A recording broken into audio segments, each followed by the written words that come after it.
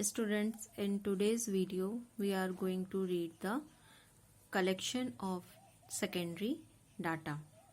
So, statistical material which has been collected, analyzed and published by some other investigator is known as the secondary data. तो secondary data किसको कहा जाएगा कि जब कोई material पहले से ही कलेक्ट किया गया है, एनालिस्ट किया गया है या फिर पब्लिश्ड किया गया है और उसको कोई दूसरा इन्वेस्टिगेटर यूज कर रहा है तो उसे सेकेंडरी डाटा कहेंगे. तो सेकेंडरी डाटा जो है वो पब्लिश्ड या अनपब्लिश्ड दोनों हो सकते हैं. So first of all we will read about the published sources. So government and non-government institution get statistical material associated with various subjects published from time to time. तो government और non government institution जो हैं वो ये कई तरह के data कई बार समय समय पर पब्लिश करते रहते हैं और ये हमारे लिए major source of secondary data हो सकते हैं. तो पब्लिश सोर्सेज में फर्स्ट है गवर्नमेंट पब्लिकेशन. तो गवर्नमेंट कई सारे उनके एसोसिएट्स जो हैं वेरियस इश्यूज और फील्ड्स पे डाटा पब्लिश करते हैं. Ministries and the department of union and state government from time to time these data are more reliable and useful for the researcher.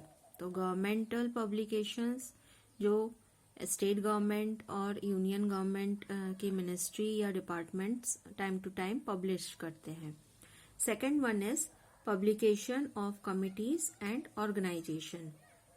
So the government appoints inspection committee and commissions for the inspection of various issues, and in order to get advice from expert, their reports contain important facts.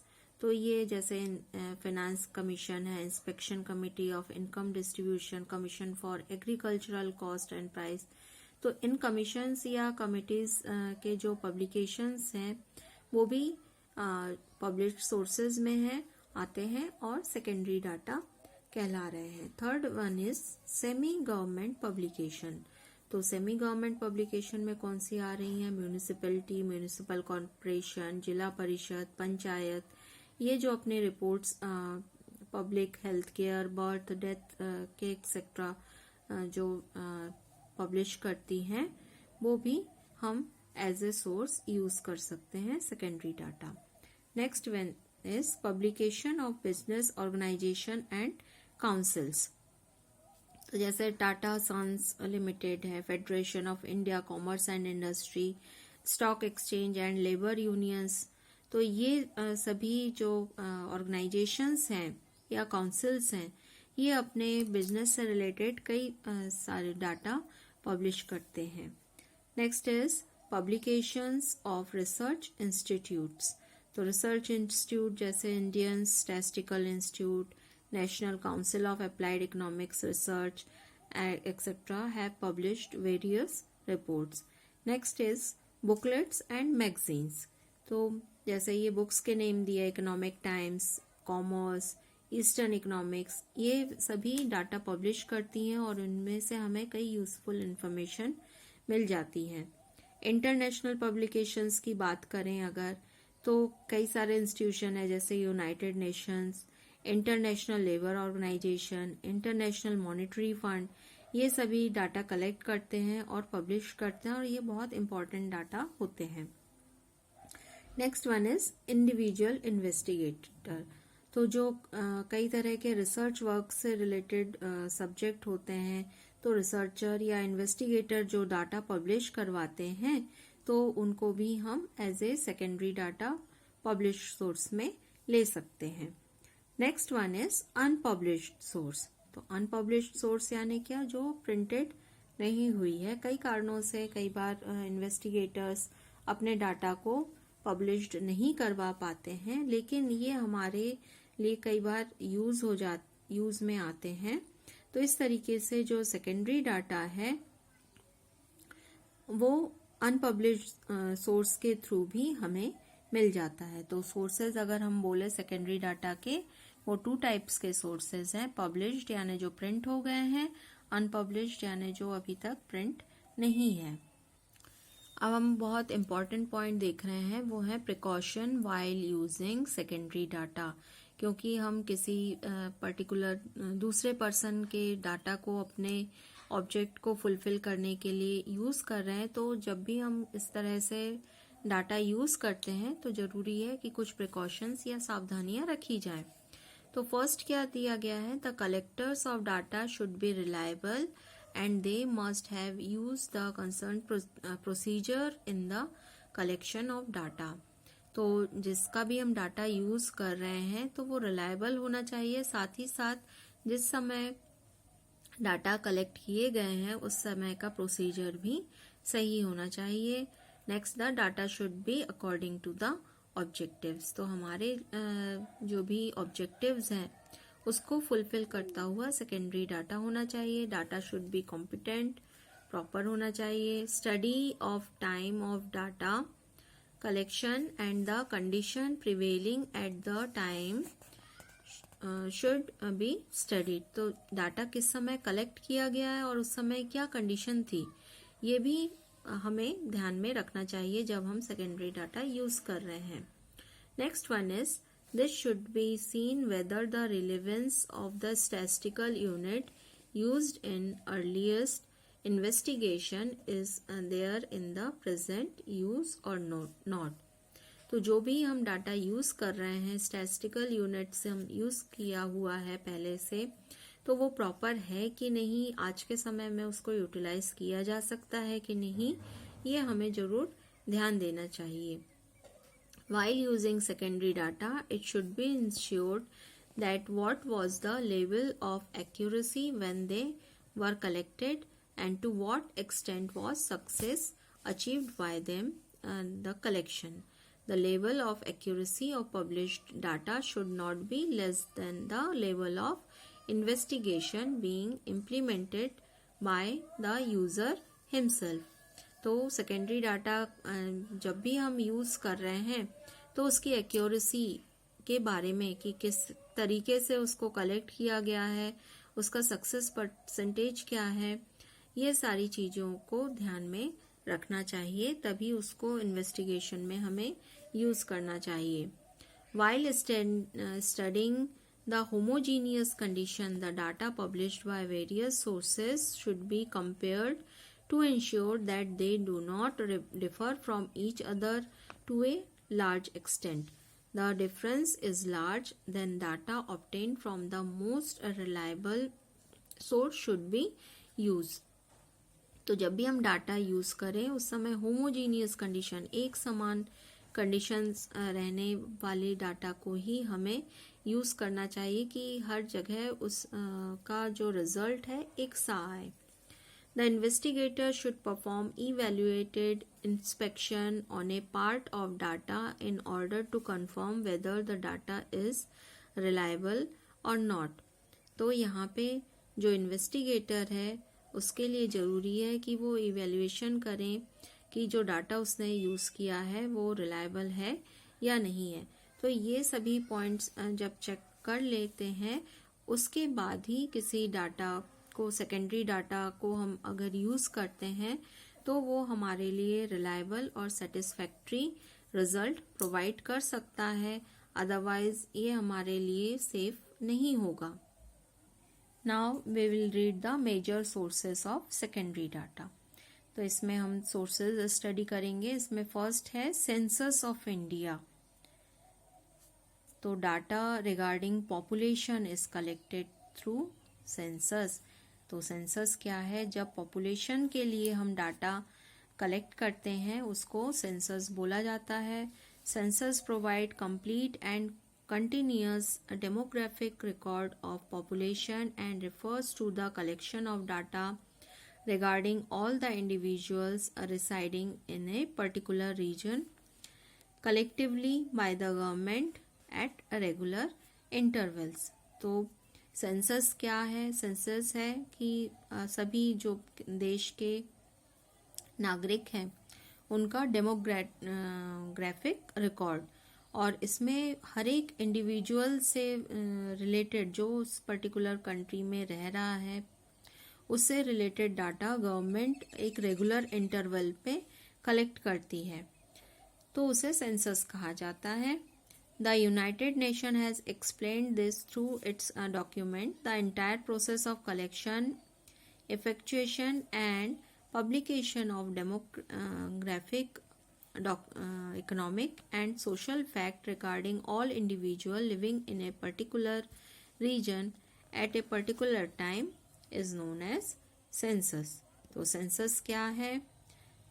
किसी particular reason में रहने वाले सभी लोगों के बारे में हर तरह की जानकारी को कलेक्ट करना, उसको समराइज करना और पब्लिश करना, ये सारी चीज़ों को सेंसस कहा जाता है। और अब हम देखेंगे सेंसस के ऑब्जेक्टिव्स। तो सेंसस के ऑब्जेक्टिव्स जो है स्टेबल और मूविंग ऑब्जेक्टिव दोनों ही होते हैं। Stable means the present scenario of the community at a particular time, and moving means that what are the demographic tendencies. तो इस बारे में हम लोग स्टडी करते हैं सेंसस के समय। तो यहाँ पे कुछ कैरेक्टरिस्टिक्स दी हुई हैं। कैरेक्टरिस्टिक्स में फर्स्ट है यूनिवर्सैलिटी। तो यूनिवर्सैलिटी मीन्स क्या होता है कि जो भी हम डाटा कलेक्ट कर रहे हैं हर एक इंडिविजुअल के बारे में, information should be collected regarding each and every individual without any exception. तो जो सेंसस में डाटा रिकॉर्ड किए जाते हैं वो ईच एंड एवरी इंडिविजुअल के, हर एक पर्सन के डाटा कलेक्ट किए जाते हैं, किसी को भी छोड़ा नहीं जाता। Second is collective appraisal.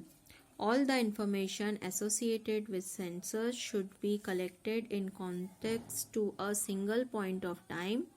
If this is not there, the comparative study of the data can not be performed.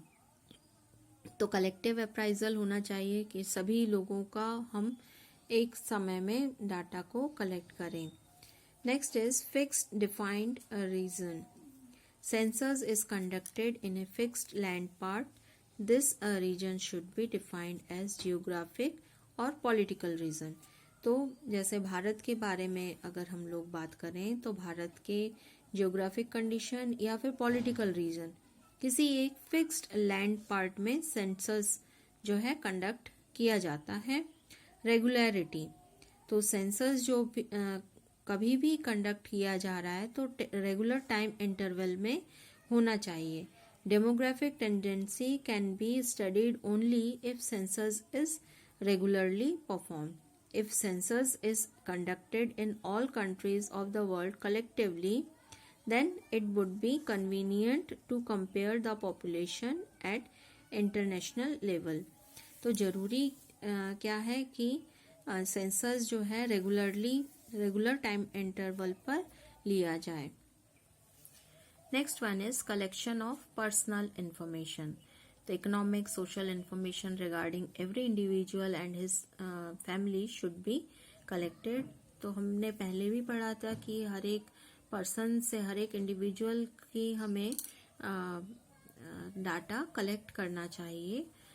Next is census conducted by the government. तो जो सेंसस है वो कंडक्ट कौन करवाता है? गवर्नमेंट करवाता है, because it needs a lot of money, therefore this work should be performed only by the government. Effectuation and publication. तो after conducting the census, its effectuation followed by its publication is essential. Only then information regarding the actual condition and tendency in context to population can be obtained. तो जो भी हमने data collect किया है उनको इफेक्चुएशन किया जाए, साथ ही उसको पब्लिश किया जाए, जिससे हमें एक्चुअल कंडीशन उस पर्टिकुलर लैंड एरिया या कंट्री के बारे में, उसके पॉपुलेशन के बारे में कई तरह की सही जानकारियां मिल सकती हैं। We can study about the tendencies of population, business structure, urbanization, migration, etc. in country on the basis of census. तो हम अगर इम्पोर्टेंस की बात करें कि सेंसस क्यों जरूरी है, तो उससे हमें उस पर्टिकुलर कंट्री की पॉपुलेशन, बिजनेस स्ट्रक्चर, अर्बनाइजेशन वगैरह के बारे में बहुत सारी जानकारी मिल जाती है। साथ ही साथ उस पर्टिकुलर कंट्री की सोशियो इकोनॉमिक कंडीशन क्या है, उससे रिलेटेड इश्यूज क्या हैं, उसके बारे में जानकारी मिलती है। अगर इंडिया की बात करें तो इंडिया में सेंसस जो है वो स्टार्ट हुआ था 1881 से, and census is conducted and interval of every 10 year. तो हर 10 ईयर्स में ये सेंसस लिया जाता है। In the beginning census was conducted by the temporary cell of home ministry, and in the year 1949 office of registrar general of citizen and census census of the government of India was established, and the task of the conducting the census was assigned to it. तो आज के समय में जो census का work है, census means आप समझ रहे होगे जनगणना, तो ये जो है census of government of India, ये अब ये ऑर्गेनाइजेशन है जो सेंसस को कंडक्ट करती है। तो हमने क्या पढ़ा, कब से स्टार्ट हुआ था सेंसस? 1881 से स्टार्ट हुआ था, और हर एक 10 इयर्स के इंटरवल में ये सेंसस किया जाता है। और अगर हम लोग अभी बात करें तो 2011 में सेंसस हुआ था, और अब 2021 में नेक्स्ट सेंसस होगा। Since 1960, this office has undertaken the work of collecting data associated with census, compiling it in a sequential manner and publishing it. The Registrar General of India published the census data in various census reports. The major ones among these are Vital Statistics of India Annual and Indian Population Bulletin, Biennial, etcetera. तो ये कुछ documents हैं जो हम लोगों ने पढ़े थे सेकेंडरी डाटा के, तो इनके थ्रू हमें कई जानकारी मिलती है। नेक्स्ट हम देखेंगे नेशनल सैंपल सर्वे ऑर्गेनाइजेशन। हम पढ़ रहे हैं major sources of secondary data, तो उसमें हमने फर्स्ट देखा सेंसस यानी जनगणना, सेकेंड है national sample survey organization. So organization was established under the Ministry of Finance in the year 1950. In 1957, this organization was shifted under the Cabinet Secretariat, and the objective of organization was to collect data for calculation of national income, projection, and for policy formation. This organization conducts socio-economic survey regarding various aspects of life of the citizen every year. The chairman of organization is the chief executive officer, और इनके department में जो अगर हम देखें तो organisation में है survey design and research division SR, SDRD, field operations division FOD, data processing division DPD, and coordination and publication division that is CPD। और अब हम लोग देखेंगे major function national sample survey organisation के। फर्स्ट है data collection for ministry. So the major function of organisation is to collect data regarding national income on various socio economic issues for ministries and for the planning commission. तो ये ministries के लिए और हमारे national income वगैरह को देखने का काम करती है, जिससे प्लानिंग कमीशन अपना आगे का वर्क करता है। Economic social surveys, another function of this organization is to conduct surveys related to employment, consumption, expenditure, wages, tourism, tendencies, condition of living of tribal people। तो ये रैंडमली सैम्पलिंग की जाती है इकोनॉमिक और सोशल सर्वेज। ये सारे subjects आपको यहाँ पे दिए हुए हैं।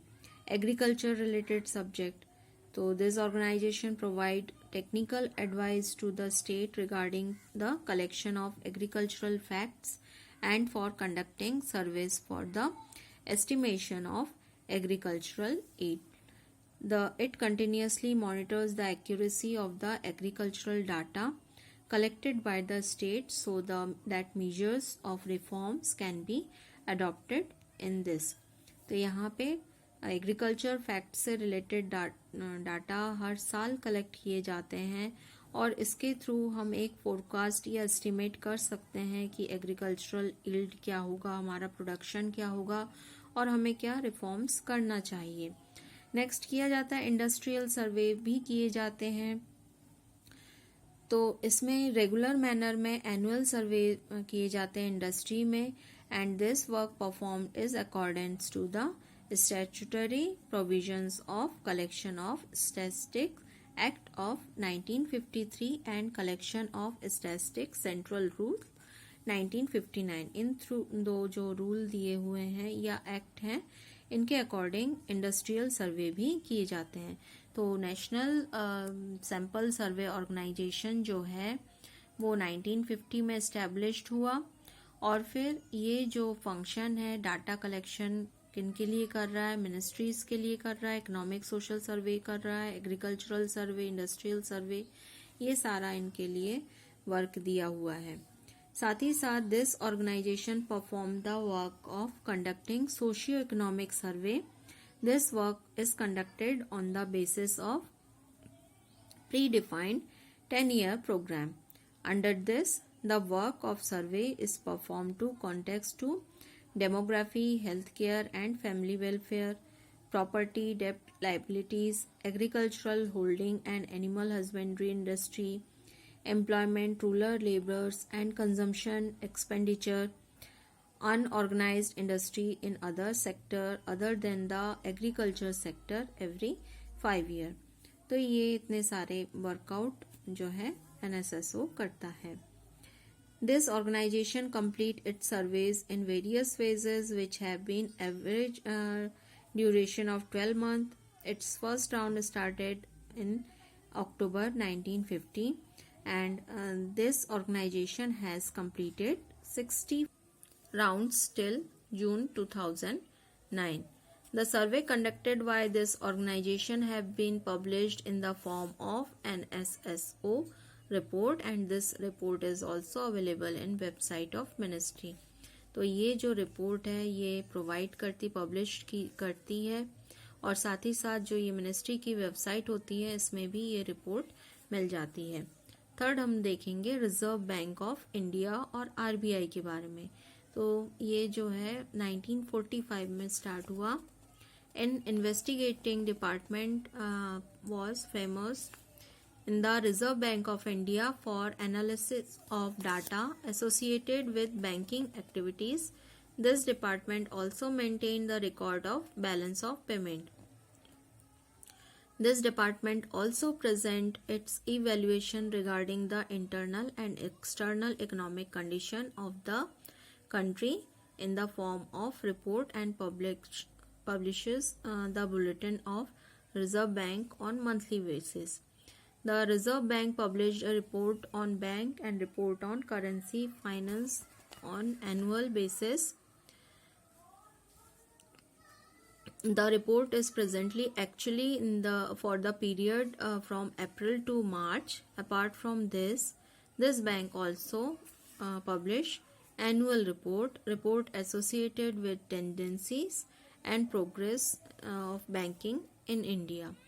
तो हमने अभी देखा कि 1945 से RBI ने वर्कआउट करना शुरू किया. तो बैलेंस ऑफ पेमेंट की बात अगर करें, इंटरनल और एक्सटर्नल इकोनॉमिक कंडीशन की बात करें, या बैंक के किस तरीके से सभी बैंक वर्कआउट कर रहे हैं, अगर हमें करेंसी और फाइनेंस के बारे में जानकारी लेनी है तो RBI कई तरह के रिपोर्ट प्रेजेंट करती रहती है, और ये एनुअल रिपोर्ट भी प्रेजेंट करती है अप्रैल टू मार्च में. तो इस तरीके से हम बोल सकते हैं. इनके बेसिस पे हम economic policy of MBC, condition of economy, currency, डेप्ट, गवर्नमेंट फाइनेंस, फाइनेंशियल मार्केट, ये सारे external sector, data regarding working and procedure of Reserve Bank of India, इन सभी के बारे में हमको जानकारी मिल जाती है. तो इस तरीके से हमने देखा ये 3 सोर्सेज, मेजर सोर्सेज हैं जिनके थ्रू हम सेकेंडरी डाटा कलेक्ट कर सकते हैं.